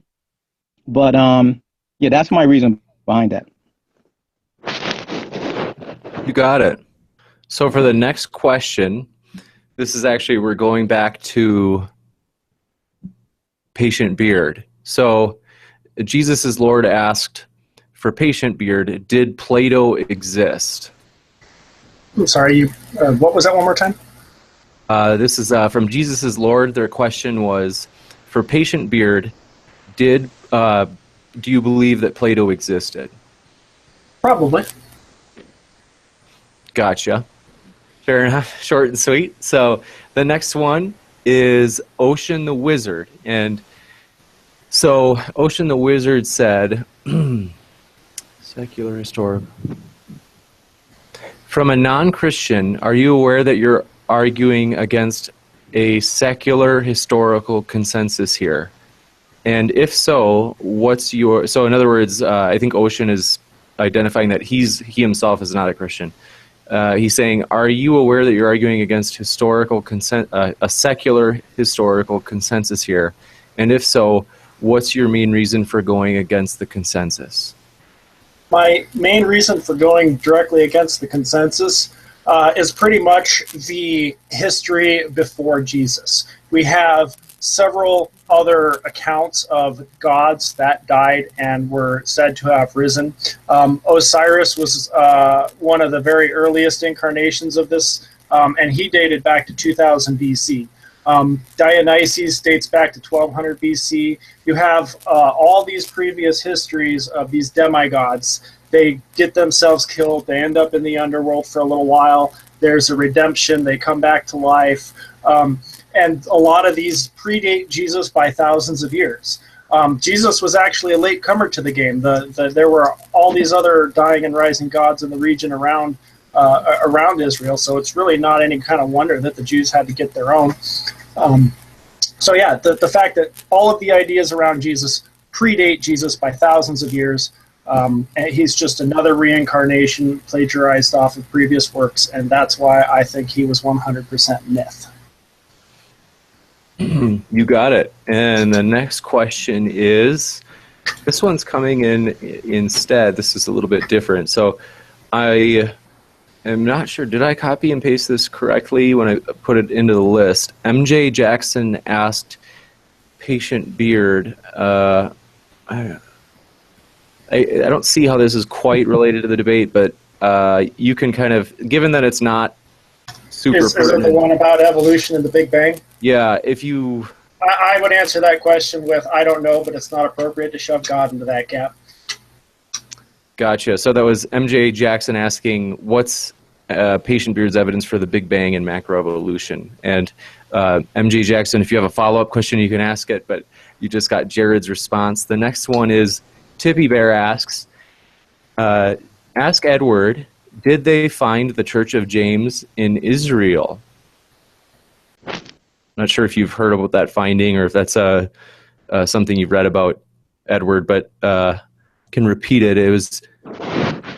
It did ask Edward, did they find the Church of James in Israel? Oh, I don't. Am I on? Can you hear me? No, I don't. I'm not familiar with that. Sorry. Okay, no problem. So Tibby Bear, you got your question there and your answer as well. So there, Jesus Garcia asks,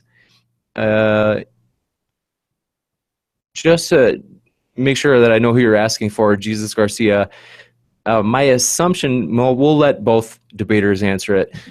Jesus Garcia asked, what, in your opinion, what's the earliest that these documents, such as, I'm assuming the documents he's referring to would be Paul's or the Gospels, what's the earliest that these were written, in your opinion?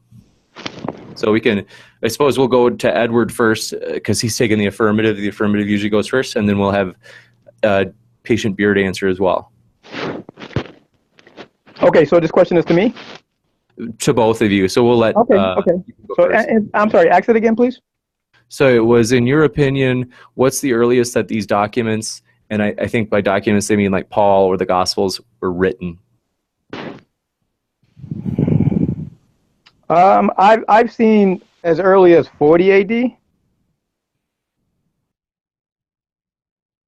That's for, and as well as the Gospels, or just Paul? Paul. So is the question, all of the Gospels or the earliest date of all of them together? I'm not. I think they might even want them individually. And if you're out there, if you're still listening, Jesus Garcia, you can let us know which ones you're talking about in particular, because theoretically he might even be referring to Josephus as a document, because that would count as a document. But so for sure the Gospels, and then maybe just generally the range of Paul's epistles, because Paul had a number of them. Yeah. So I would say, looking at all of them, I would say from 40 AD through 90 AD, talking about John, bringing in the rear, and 40 with Paul. I'm thinking that Luke was probably around 60 AD with the book of Acts around 62, 64 AD, somewhere in there. So that's that. You got it. And then how about you, Patient Beard? I tend to follow what most of the scholars tend to believe. Paul came first. Paul was written in the 40s and 50s, early 50s. Many scholars say sometime between like 42 and 53. I'm kind of paraphrasing some of the research I did off Wikipedia to make it easy, but then there's Mark coming in 70, and then there's Matthew and Luke and possibly additional documents like Q document that other people reference coming in later on. And then you have John in the 90s. And then, like I said, it according to Matthew, that stuff wasn't even added until the 2nd century. So, yeah, Paul came first. Paul was the first reference to Jesus, and he's the one that kicked off the whole thing. You got it. The next question is, we've got another one from Tibby Bear. It's, ask Patient Beard, or how did the gospel spread? Same way Paul told him to spread. Same way I was raised. 2 by 2, go knocking on doors. You got it. And then It wasn't the only cult around at the time either. That's what religions do. They're good at it. you got it. And then our next question is, Ocean asks, Patient Beard, are you taking zeitgeist into consideration with your answer to my question earlier? And his question earlier was, given that secular historians agree Jesus existed, like, what's your reason for diverging from the consensus? Just as a refresher. And so he's asking a follow-up question where he's saying, are you taking zeitgeist into consideration with your answer to my question earlier? Okay, when he says zeitgeist, that's not a word I'm familiar with using in everyday speech. Defining spirit or mood of a particular history shown. So basically, if I understand the question correctly, he's basically asking me if like the culture of the time influenced. I'm going to have to ask him to rephrase his question. I don't really understand it the way he's using zeitgeist in that question. Okay, he said in the comments that yes, he is talking about that movie, the documentary, quasi-documentary on YouTube. Oh, he's referring directly to the zeitgeist documentary? He is talking about the documentary, but he said that the interpretation of the original question, he thinks that there may have been a miscommunication. So, Ocean, if you want to ask that, if you like rephrase it, then I'll try to read that for Jared in a way that'll make it as clear as possible. And then we do have, I'm going to give him... If he's asking if zeitgeist was influential, not really. A lot of it was a lot of my own research, and a lot of it was a lot of other people's opinions. I hadn't seen zeitgeist for years. I would say that one of my favorite alternative theories is from a film called Caesar's Messiah. And that one basically has Flavius making Jesus up whole stock, but it's a good watch. It's not, they have their theory, and I think it fits the evidence a little better than, from a mythicist point of view. I think what he's saying, so sorry I'm late on this. He had said, where is Jared getting this idea that he should dismiss Jesus on the basis of other legends? The fact that the other legends are older and came first. Gotcha. We have 2 more questions. Tippy Bear asks, if Paul knocked on the doors of the Corinthians, Galatians, and other pagans at that time, why would they give up their gods for Jesus?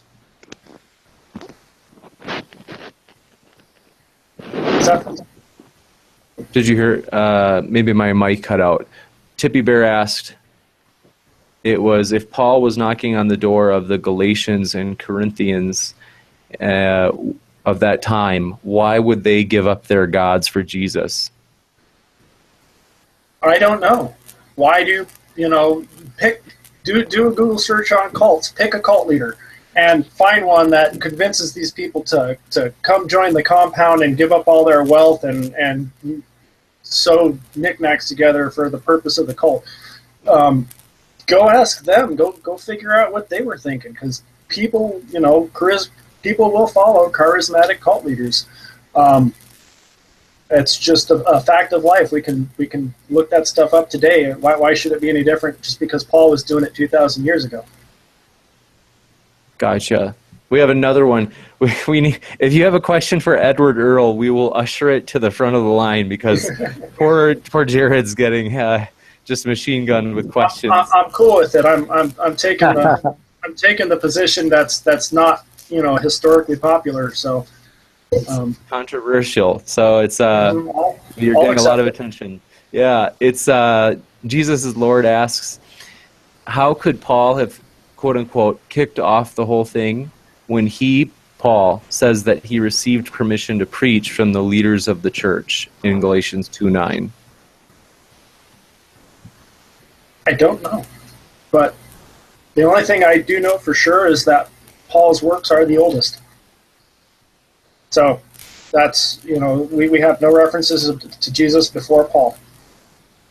Maybe Gotcha. Paul didn't start it. Maybe Paul was working with someone else. Maybe Paul's made up. Paul could have been made up by some other charismatic leader saying, I don't know.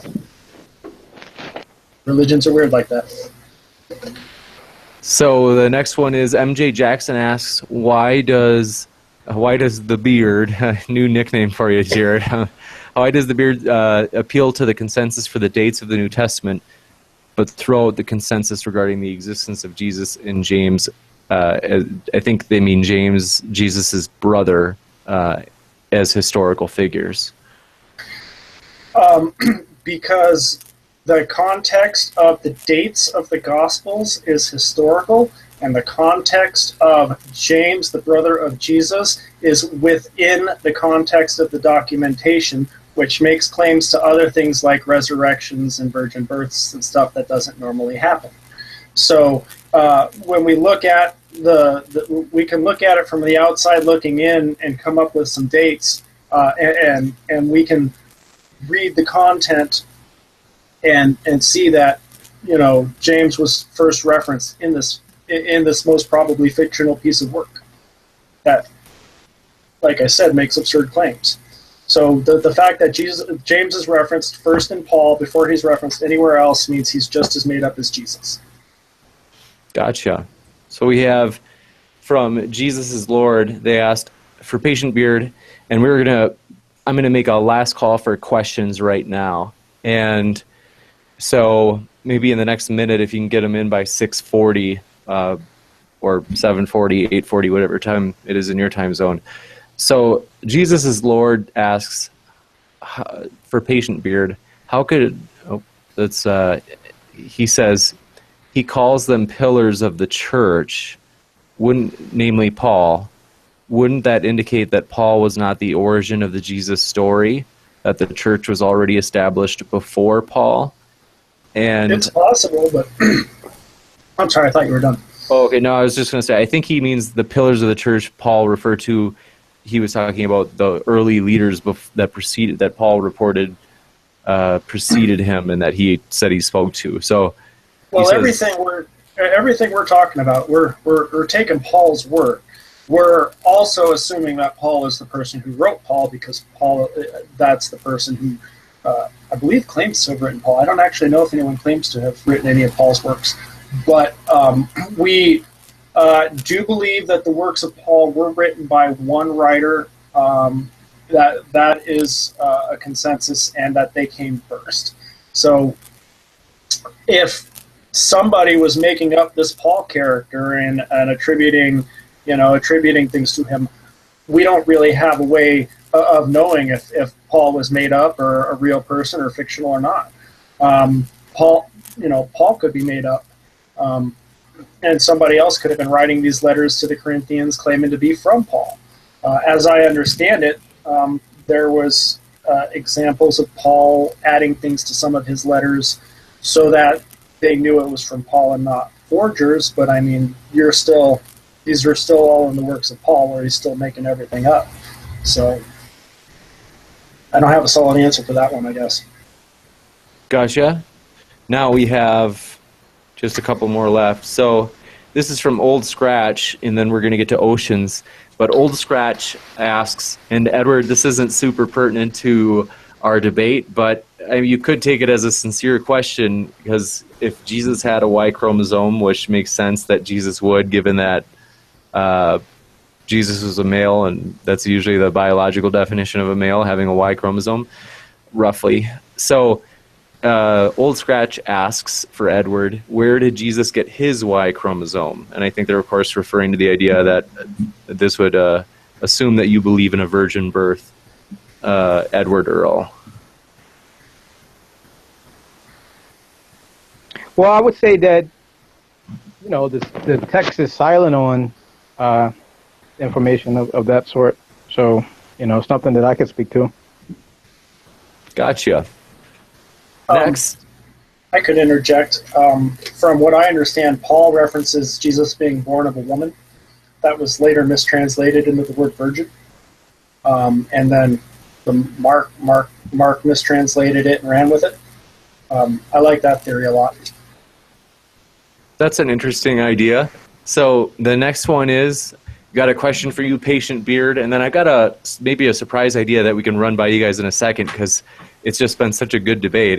There's been a lot of free flow of ideas. But first, Ocean asks, he said, basically he put it in the form of a statement, and then he wanted to make sure he put it in the form of a question for you. So I've got to just quick scroll up here because I want to get the right one.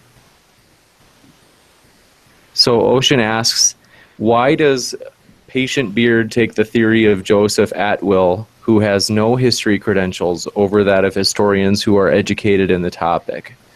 So the story of Joseph? I think is, if you're familiar with Joseph Atwill, I think he may, and it may not have been that you read it from Joseph Atwill. I think that Sentinel Apologetics was on the other night, and he had mentioned, I think Joseph Atwill at some point said something about the effect of, like, maybe Jesus was invented by the Jews or the Romans or vice versa to get one group angry or to stir up another group or something. I can't remember. It was something like that. But I think that Ocean is under, he thinks that your interpretation sounds a lot like Joseph Atwill's. And it's probably a popular, it's probably a popular theory for a lot of mythicists. We all do a lot of research and we come up with the facts, and it wouldn't surprise me if other people had, interpreted the facts the same way I had, the same way as a lot of people have. Gotcha. So I think he wants to know. Not the most popular. Sorry, I'm reading from the chat. Oh, it's all right. I'll try to. He says it's one guy's theory who's not a historian. So theoretically, if you're using somebody who's not Joseph Atwill, but if they're not a historian either, maybe that's a huge assumption. I'm sorry, you cut out. I thought you were done talking. Typically, when we look at pieces of history, we judge them, based on what they say, and we try to find the farthest reference, the earliest reference to something when we're trying to demonstrate it.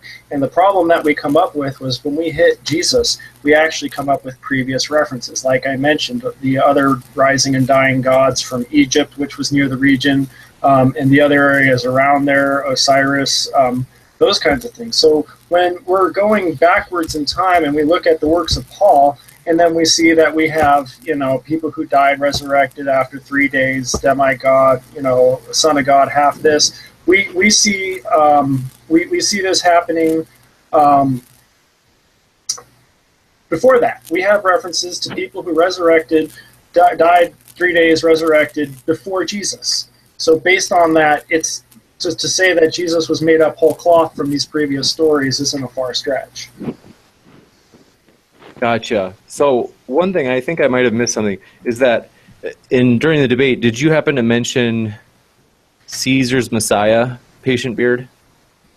I did mention Caesar's Messiah, yes. That was an interesting YouTube video that I watched a little while back that discusses one of the it's a little more out there alternative views, but it does have some interesting, compelling references and other pieces of text to back it up. It's not the most popular theory either. I just thought it was an interesting one. Gotcha. I think that's what they were thinking of, is just because that Joseph Atwill had used that phrase before. So that was the last of our questions, and I just want to quick scan through and make sure I got all these.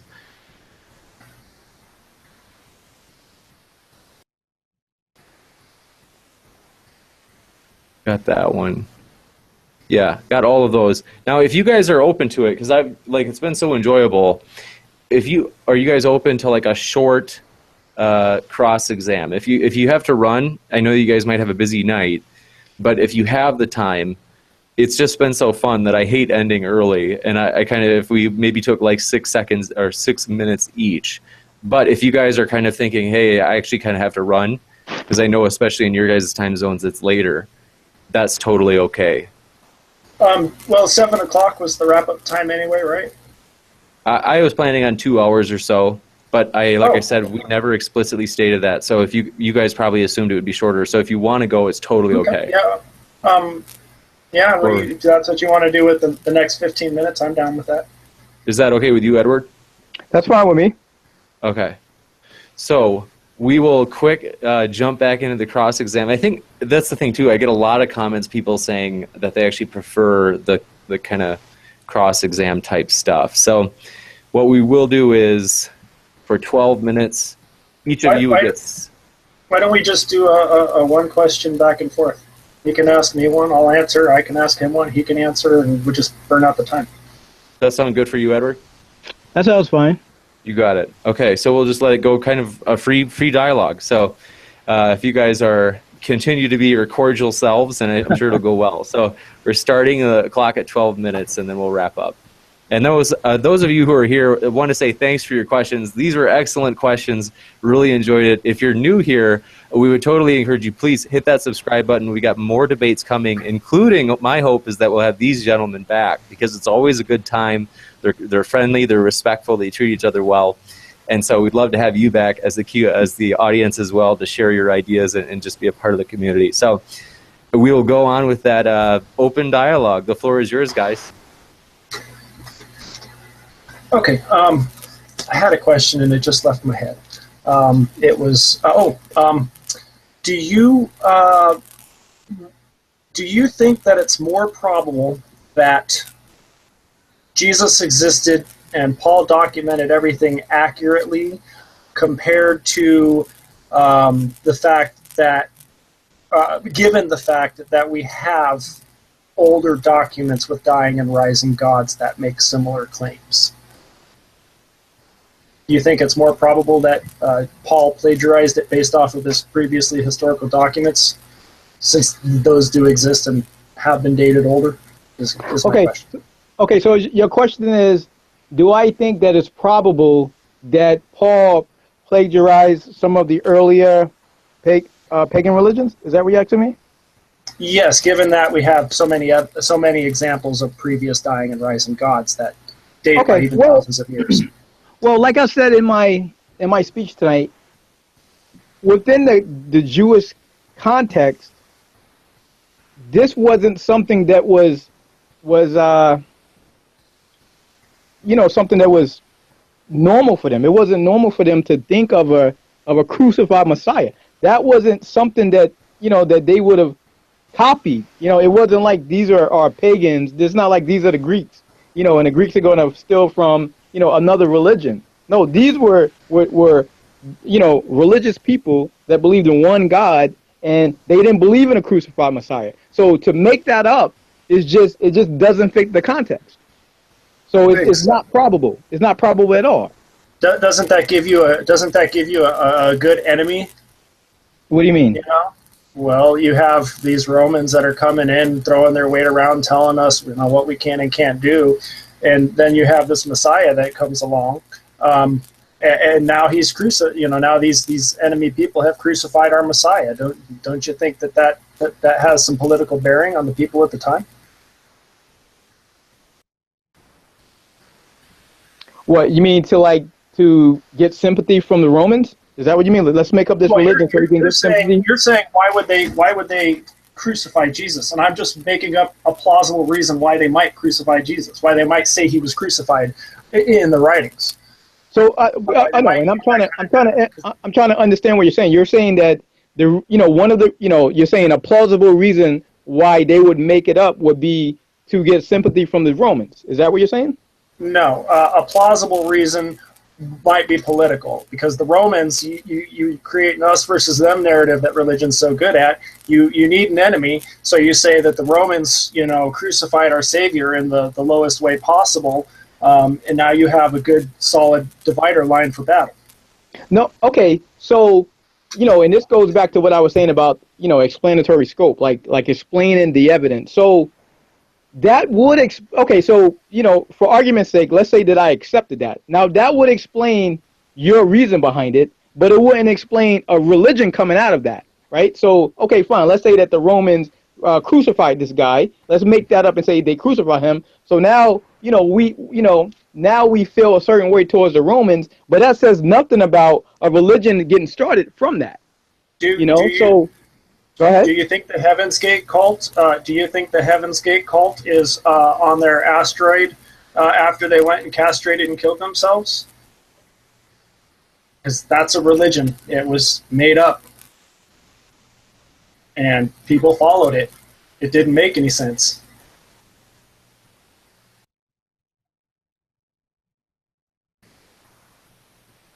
Did I lose you?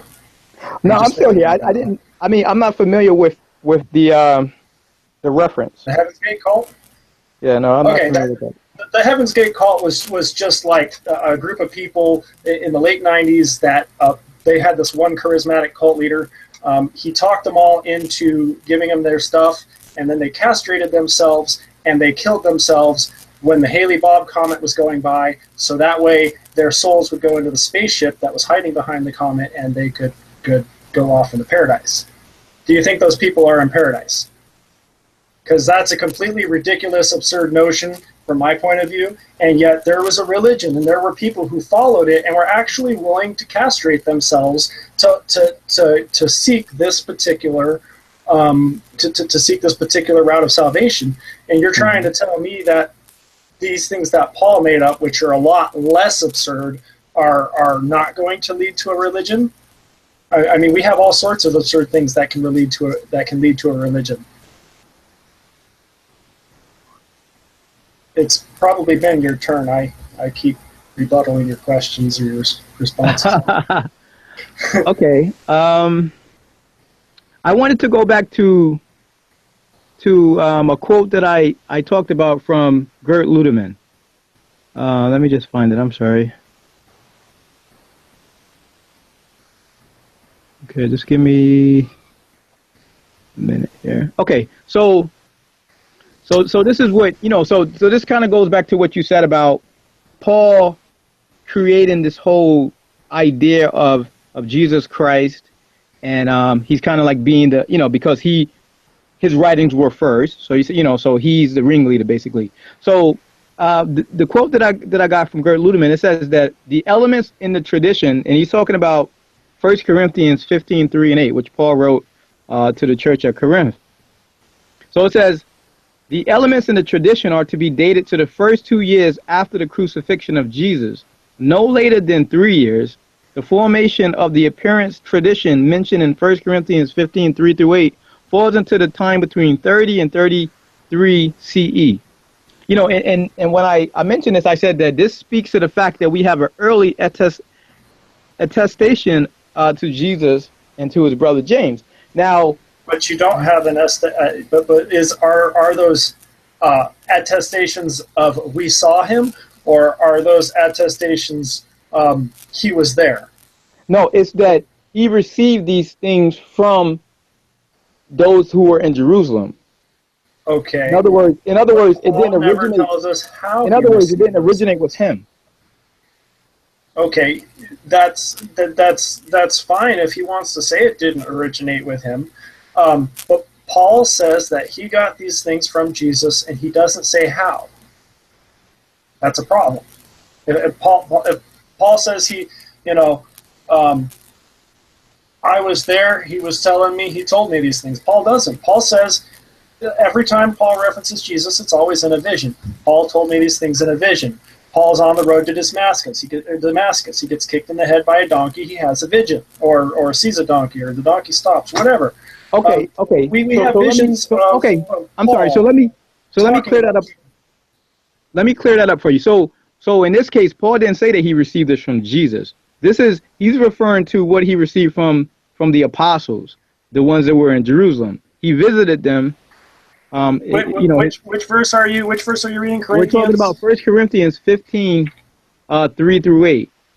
when he talks about what the tradition that he received from the apostles, and the fact that in the appearances, Cephas saw Jesus, after he was crucified, and there was an empty tomb. Okay, so all and these he starts out, First Corinthians 15:3 says, "For what I received, I passed on to you as of first importance." And then he proceeds on and on and on, talking about that. He's just making claims. I don't see where he says he got that from. Where did he get that from? He got that from the apostles in Jerusalem. Where does it say that? Well, in the book of Galatians, he talks about... We were just talking about 1 Corinthians 15. You told me it was in 1 Corinthians 15. No, but you're saying, where did I get that from? Where did I get the fact that he got that from the apostles? I'm telling you where. Where. He got it. All right. If you read Galatians, he talks about that. He talks Galatians about visiting... What? I'm sorry? Galatians what? Let's take a look. I think I may have that in here too. I want to say it's Galatians chapter 4. Let me just...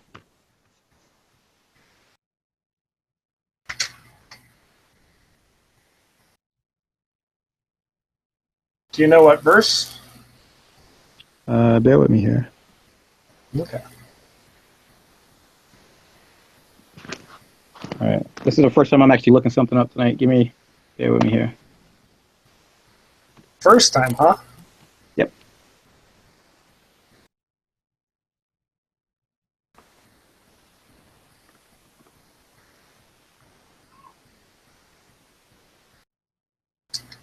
See nothing relevant in Galatians 4. So, let's say Paul comes along and says, let's just give it to you. Let's say Paul comes along and Paul says... actually, it's Galatians chapter 1, sorry.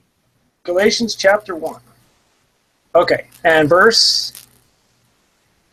Well, the one I'm looking at is verse 18. So, you can read the whole thing. Let me just pull up the whole thing, because I just... I'm just trying to get there for the purposes of the debate, though. Okay, let me pull up the whole chapter, sorry. They have a Bible in front of me. So verse 18 is where Paul claims that he saw Cephas and saw James, the Lord's brother. Yes, he went and visited them in Jerusalem. He says, And then on verse 20, he says, "I assure you before God that what I'm writing you is no lie." Gosh, that's what I tell people when I want them to believe me. I tell them I'm not lying to them. Yeah. So so verse 18 he says. Anyway, so if this is fiction, then how do we verify that this is either fiction or that Paul actually sat down with James and Cephas and isn't making this up? Say that one more time. How do we know that it's not? How do we know that this isn't just as made up as the rest of Paul? How do we? Wait, I don't like that question. How do we know that this is not as made up as the rest of Paul? I don't know that anything is made up. Absurd. Paul references events that are absurd on the face of it, resurrections and stuff like that. So I'm going from the point of view that Paul's making absurd claims, therefore Paul is made up. So how do we know? How do we differentiate between the parts of Paul that are and are not made up? Well, okay. So one of the things that historians do is they look at a claim separate. So in other words, they look at claims on a case-by-case basis. They don't, they don't generalize and say, okay, well, because this person made up one claim that I can't prove historically, then I'm just going to reject everything that they say. Historians don't look at things like that. What if they make up a lot of claims that are absurd? But hold on. What they do is they look at each claim separately. So if we were to look at a claim where Paul is saying that he visited some people, that's not an absurd claim. Like, there's no reason to just reject that for no reason. True, but it's written in a book that's surrounded by absurd claims. So I want to know, when Paul makes an absurd claim, how are we, and it's part of the entirety of the documentation, that absurd claim means that the work is fiction. How do we pull out the nonfiction parts when we know for a fact that some parts of the work are fiction? Now, let me tell you this. Like, I'm just going to tell you that's a association fallacy right there. That you want to just lump everything together because it's associated with this person, and that means that everything is thrown out. That's a logical fallacy. That's a logical fallacy. Like, that's not logical.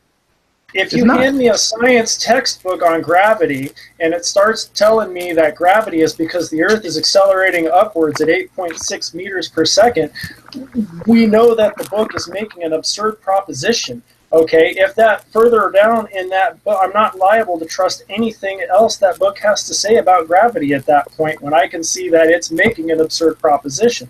Okay, you have absurd propositions mixed in with the benign propositions. Why are we not justified in throwing the whole thing out if we're talking about a single work that makes both types of claims?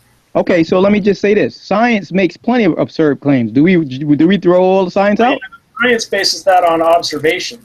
We work with what we can see and observe in science. We use inductive reasoning. It's the same thing that we can use here. We can use inductive reasoning the same way that science does. We also perform laboratory experiments, and we create models that allow us to predict things in the future. Exactly, and that's the same way that history does. They use methods in history to see what is historical and what's not. Okay, so how does the model of a man resurrecting in 2,000 years ago help us make predictions for our future? I don't understand the question. Okay, we're gonna wrap up. So science with. We'll let Jared ask the last question, and then we'll have Edward answer. Or if you guys want, you can flip it. That way, Jared gets the last word. And as long as we wrap up in the next few. Okay. So go ahead, Jared. Ask the question again. Okay, so science, science makes claims. They make their claims based on observation. You're making a claim about history. And you have a work that defies science in your claim about history. So when we have a piece of work that makes absurd claims and makes benign claims, how do we know if the benign claims that piece of work makes are in fact true and just the absurd ones are fiction?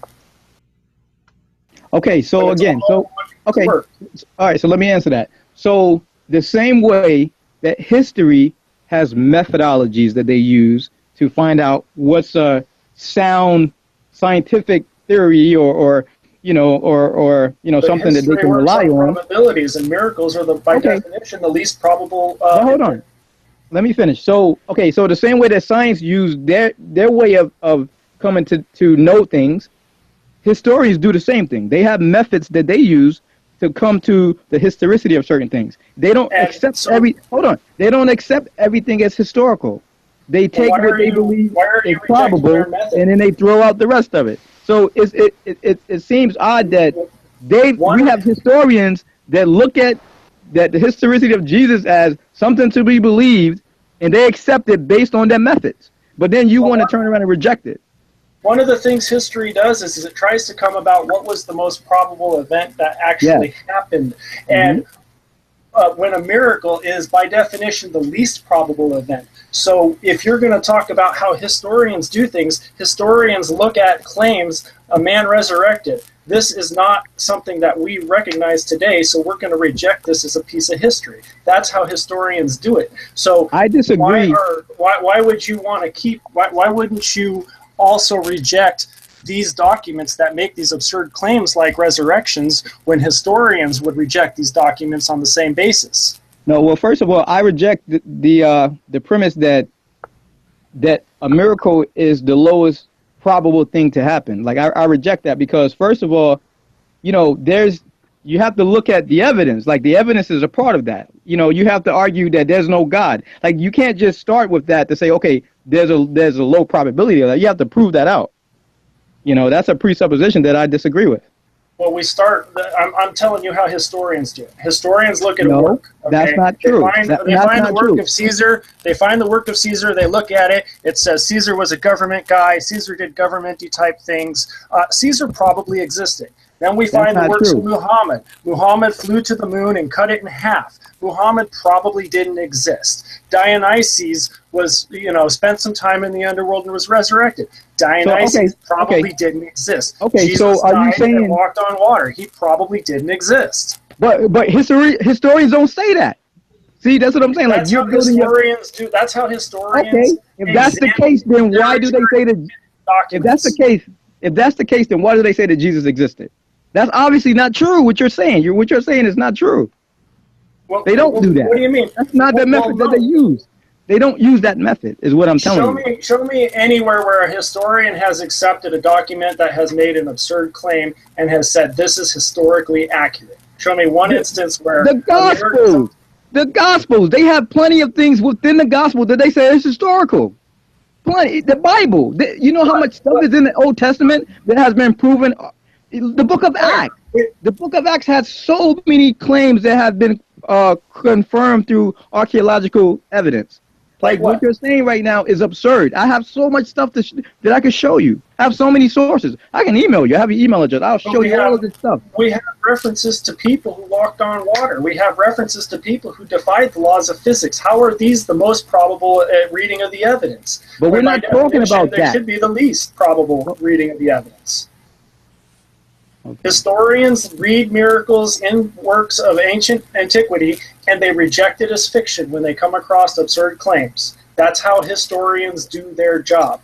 When you say this man was alive and he walked on water as a historical claim, a historian will reject that claim as absurd.